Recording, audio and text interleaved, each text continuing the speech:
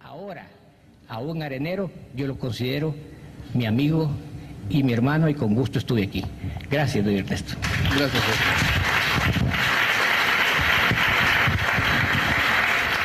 Muy buenas noches.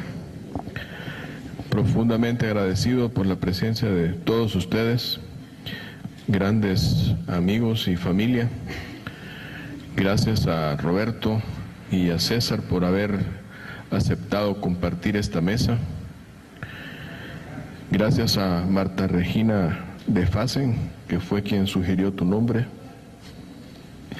Y después fue, sin saber nada, mencionado por Irene. Después de leer el libro me dijo: César tiene que participar, y fue así como el destino te tiene aquí con nosotros. Con Roberto fue diferente. Lo encontré a la entrada de Hiperpaís y me habló maravillas de mi libro, y dije yo: este tiene que participar, porque este representa la gente joven de Guatemala, el nuevo empresario de Guatemala, y es necesario que si vamos a estar dos viejos aquí, que alguien de la juventud opine sobre este trabajo. La idea de hacer el libro surge trabajando para la campaña del presidente Saca, cuando capacitamos a más de 12,000 personas enseñándoles la historia de Arena. Para mí fue triste volver a recorrer mi país y darme cuenta que el pueblo votaba por los colores o en contra de, pero no sabía qué era el partido por el cual estaban votando. Así, 6 meses después, inicio el trabajo de lo que iba a ser la historia de Arena, pero al adentrarme en el trabajo me doy cuenta que no era factible hacer la historia de un partido sin conocer la historia política del país, y debo remontarme hasta 1932, cuando se dan hechos muy similares a los que se dan 50 años después. Por supuesto, se imaginarán que su servidor no tenía ni idea de que podía escribir. Mandé mi trabajo a una empresa que se llama Versal Books en Boston, Massachusetts, y después de 2 meses de estar en capilla ardiente, el comité de lectores de la editorial me dijo: señor Panamá, su libro vale la pena publicarse de inmediato. Así empieza el trabajo, que casi debe de empezar desde el principio, puesto que al publicarlo en Estados Unidos tenías que tener el número de página, la fecha y el periódico de donde sacabas tu información, y su servidor, desconociendo eso, los números de página no los tenía, así que tuve que regresar como ratón a las bibliotecas a buscar toda esa información. Fueron casi 2 años de trabajo. Sin duda sabía que la obra estaba bien. Me hicieron un trabajo editorial muy bueno en los Estados Unidos, y pues ni modo, a presentar el libro. Nadie me había dado una opinión sobre el libro. El doctor Bejarano, Roberto Bejarano, me dice: señor Panamá, usted ha hecho un libro que se vuelve indispensable para el que quiere conocer de la historia de El Salvador. Me quedé idiotizado, o sea, jamás pensé encontrar una opinión de este tipo. Me sigo quedando incrédulo ante los comentarios de Roberto, porque sinceramente nada de eso se me ocurrió cuando estaba haciendo la obra. La obra representa mi verdad. Por supuesto, no tengo el conocimiento de todos los hechos o acontecimientos que se dieron. Es mi verdad, mi testimonio. Así es que habrán errores, malas interpretaciones, pero lo importante para mí es que mi pensamiento, lo que yo pienso, lo que yo creo que se perdió de cuando se fundó Arena, hasta la época del presidente Flores y que se empieza a rescatar con el presidente Saca, es una realidad que nadie la había dicho. Creo que le debemos mucho a un hombre como Roberto Dauizó, sencillo, humilde, sin pretensiones.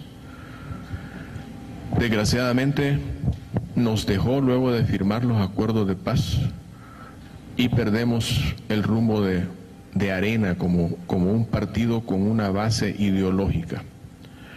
Pero esa es la verdad y yo no la iba a callar. Lo digo, admiro a mis empresarios y critico a mis empresarios. Es necesario dar oportunidades y ese es mi llamado al final del libro, para que en toda América abramos oportunidades para generar trabajo y permitir que nuestra gente mejore su nivel de vida. Como dice César, y yo me he dado cuenta, no tenemos cabida los idealistas en un partido político porque hay intereses que privan sobre los ideales. Pero está dicho lo que este servidor piensa, algo aventado, como diríamos en El Salvador, pero sin duda alguna tenemos vida por delante. Tristemente, César y su servidor almorzamos hace un par de días. César creía que yo quería saber qué era lo que iba a decir hoy, pero hasta ahora lo supe. Quería saber cuál era su visión de Guatemala de aquí para adelante. Y tristemente es la visión que yo tengo de El Salvador. Hay desesperanza. La gente no puede con estos costos de vida que estamos teniendo. Eso puede llevar a un agitador de masas a levantar 100, 300 gentes y empezar una debacle espantosa. La vivimos y no quisiera que la volviéramos a vivir. Es por eso que ojalá y estas 200 y pico de páginas creen esa necesidad de reflexionar, de un cambio de conciencia, y que se borre ese panorama oscuro que nosotros vemos para nuestros países. Quisiéramos ver oportunidades de trabajo, inversión, más empleo, pero no se ve, no se ve. Algo debemos hacer, pero tiene que haber una conciencia para que lo logremos. Empezamos nosotros a bregar en esta política a los 29 años. César empezó mucho más joven. Y recibimos orientación política aquí en Guatemala. En El Salvador no había nadie. El PCN y los militares habían desaparecido. La democracia cristiana no los encontraba por ningún lado. Y fue aquí donde nos dieron los primeros conocimientos políticos y arrancamos en una lucha que nadie daba 5 centavos por nosotros. Ahí vienen los locos, ahí vienen los alarmistas. No, ya vienen ustedes otra vez babosadas. Aquí nunca va a pasar nada, aquí no hay guerrilla. Y sonaban los bombazos por todos lados. Cuando el mayor Dauizón dijo que teníamos que formar un partido político, gente cercana le dijo: no jodas, estás loco, no tenés ni para hartarte, ni para darle de comer a tus hijos si querés formar un partido político. Esa era nuestra situación en esa época. Roberto Herrarte, que está aquí con nosotros, fue uno de nuestros pilares de apoyo con los empresarios aquí en Guatemala.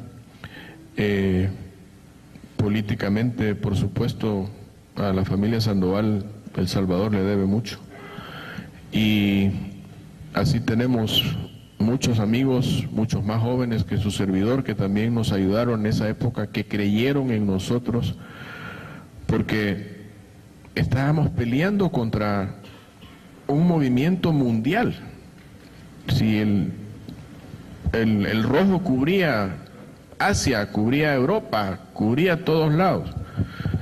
Pero Dios pone los caminos, logramos hacer un partido, logramos motivar la voluntad de un pueblo para ir a votar bajo las balas.